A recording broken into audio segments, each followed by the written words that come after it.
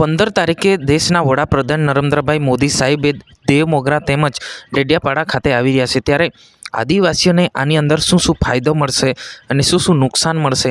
મોદી સાહેબ આવી રહ્યા છે. સૌથી પહેલાં તો મોદી સાહેબ દેવમોગરાની મુલાકાતે માતાના દર્શન કરશે અને વિસ્તાર જોશે અને આદિવાસીઓને શું જરૂર છે એ પણ જોવાના પૂરી શક્યતા છે. નમસ્કાર મિત્રો, વિડીયોમાં તમારું સ્વાગત છે. વિડીયોને અંત સુધી જોજો અને આપણી ચેનલ પર નવા હો તો ચેનલને સબસ્ક્રાઈબ કરીને લાઇક કરી નાખજો. કેમ આપણે ગુજરાતની તમામ ઘટના વિડીયો અને તમામ જે માહિતી છે આપણે આ ચેનલ પર અત્યારે પ્રોવાઈડ કરી રહ્યા છે અને લગાતાર દર્શકો આપણા પર વિશ્વાસ કરે છે. આપણે 1 લાખથી પણ વધારે લોકો આપણી ચેનલ પર જોડાયેલા છે અને આપણા પર મારા પર વિશ્વાસ કરીને લોકો ચાલે છે. તો હવે મિત્રો આપણે મુદ્દા પર આવી જઈએ. અત્યારે માનવામાં આવે તો જે દેશના વડાપ્રધાન નરેન્દ્ર મોદી સાહેબ આવી રહ્યા છે 150મી એટલે કે ભગવાન બિરસા મુંડાના જન્મ જયંતિ નિમિત્તે 150મી જન્મ જયંતિ નિમિત્તે આવી રહ્યા છે ડેડિયાપાડા ખાતે.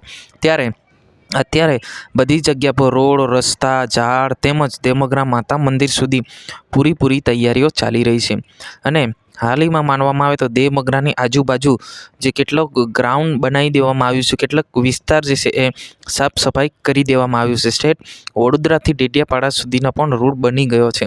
હવે વાત કરવામાં આવે તો આની અંદર ઘણા લોકો વિરોધ પણ કરી રહ્યા છે એ રાજકારણવાળા. હવે રાજકારણ જોડે આપણે કોઈ લેવા દેવી નથી, પરંતુ મિત્રો હાલ માનવામાં આવે તો નરેન્દ્ર મોદી સાહેબ જે 15 તારીખે આવવાના છે જે ડેડિયાપાડા ખાતે અને સભા કરવા જઈ રહ્યા છે, ત્યારે બધી જગ્યા પર પોસ્ટરો તેમજ બેનરો અને રોડ રસ્તાઓ કમ્પ્લીટ થઈ ગયા છે અને હવે કયા મુદ્દા પર મોદી સાહેબ આદિવાસીઓને જરૂર છે, શું જરૂર છે એના પર કરશે એ તો તે દિવસે આપણને ખબર પડશે.